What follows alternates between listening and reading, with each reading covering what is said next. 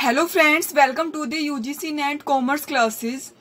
जैसा कि आपको पता है, हमने फर्स्ट वीडियो के अंदर ऑडिटिंग के अंदर हमने कवर अप कर लिया था कि ऑडिट क्या होता है, वाउचर क्या होता है, वेरिफिकेशन क्या होता है, इन सब चीज़ों के बारे में हमने पढ़ लिया था। इस वीडियो में हम पढ़ेंगे ऑडिट रिपोर्ट्स। ठीक है, तो 4 टाइप्स की ऑडिट रिपोर्ट होती है। तो अगर आपको वीडियो अच्छी लगे तो वीडियो को लाइक शेयर, तो अगर आप चैनल पर न्यू हैं तो चैनल को सब्सक्राइब है वो जरूर कर देना।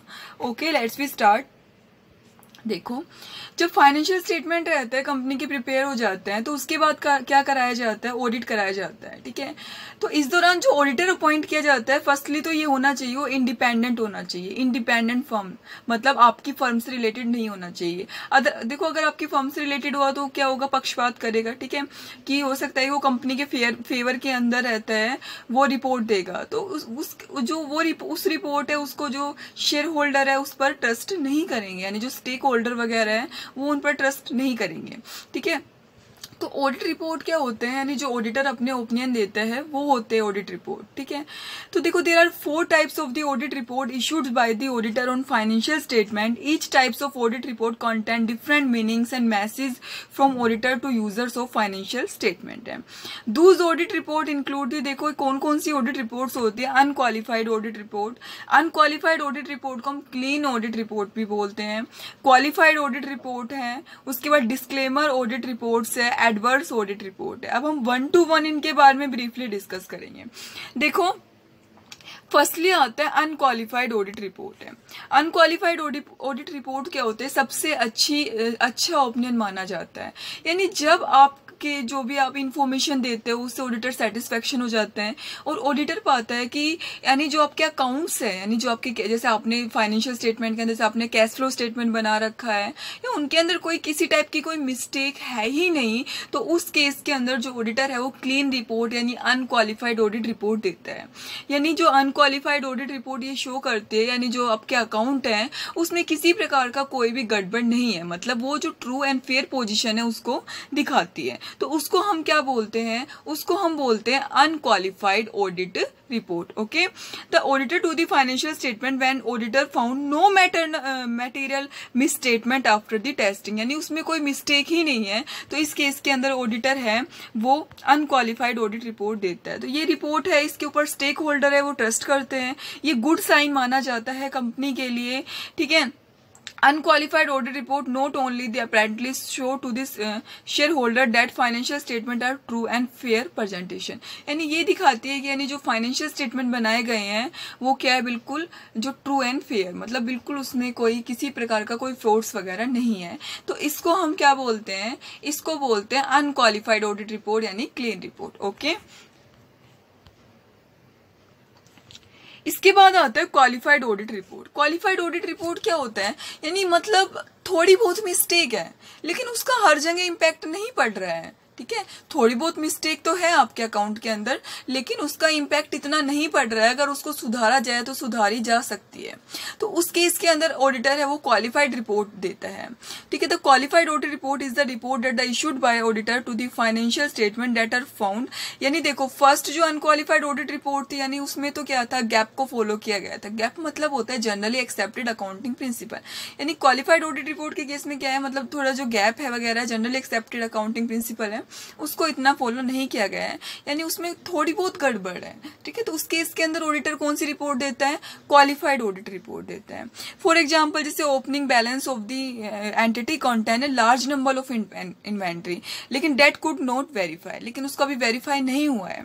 यानी in this case, auditor issue a qualified audit opinion on the qualified audit report. If the auditor think that the misstatement is pervasive, they will, देखो, अगर वो मिसस्टेटमेंट यानी जो गलती है उसका परवेसिव, अगर वो परवेसिव नहीं है, ठीक है, तो उस केस में तो मतलब उसका हर जगह इम्पैक्ट नहीं पड़ रहा है, थोड़ा बहुत इम्पैक्ट है, तो उस केस में तो वो देता है क्वालिफाइड रिपोर्ट। ठीक है, क्वालिफाइड ऑडिट रिपोर्ट। और अगर उसका प्रभाव हर जगह पड़ रहा है, ठीक है, अगर मिस स्टेटमेंट क्या है, परवेसिव है, तो वो क्या देता है, एडवर्स रिपोर्ट देता है। यानी अगर वो बिल्कुल उसका जो ट्रांजेक्शन उसका इम्पैक्ट हर जगह पड़ रहा है, तो उस केस में वो बिल्कुल ही एडवर्स रिपोर्ट दे देता है। एडवर्स रिपोर्ट के बारे में इसके बाद ही हम पढ़ेंगे। Okay, the kind of the report only inventory date the mention are the matter. ठीक है, तो The terms of the seriousness, the qualified audit report is more serious than the unqualified due to the material misstatement on the mentioned item on the account in the financial statement. Okay.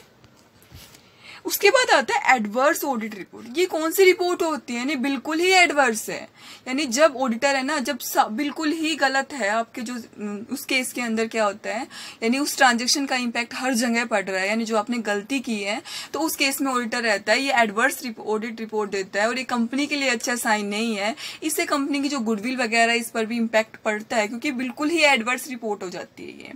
तो adverse audit report is the type of the audit report issue to the financial statement when auditor found that there are material misstatement in the financial statement. The misstatement found here are different from the material misstatement found in the qualified audit report. यानी बहुत सारी गलती है वो पाई गई है, ठीक है, तो उस केस के अंदर ये देता है, they are not only material misstated for themselves but also affect other account, यानी जिसका इसी अकाउंट पर प्रभाव नहीं पड़ रहा बल्कि अदर अकाउंट से उस पर भी इम्पैक्ट पड़ रहा है। तो उस केस के अंदर ऑडिटर कौन सी रिपोर्ट देता है?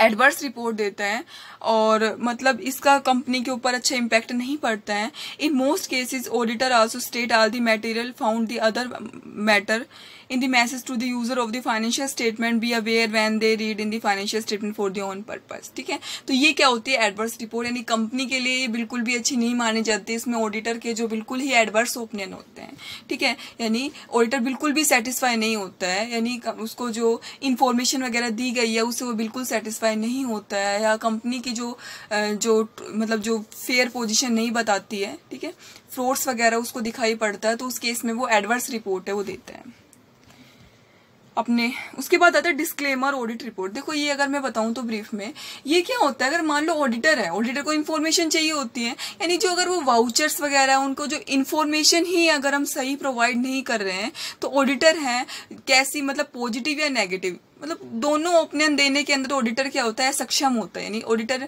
ना तो ये बता पाता है कि वो रिपोर्ट सही है, ना ये बता पाता है वो गलत है, क्योंकि उसके पास इन्फॉर्मेशन ही नहीं दे रहे हैं हम, ठीक है, तो वो कैसे पता लगा पाएगा कि वो सही है या नहीं है? तो उस केस के अंदर क्या होता है? डिस्क्लेमर ऑडिट रिपोर्ट, यानी यहाँ पर ऑडिटर कुछ भी बताने के अंदर क्या है? सक्षम है, असक्षम है, ठीक है।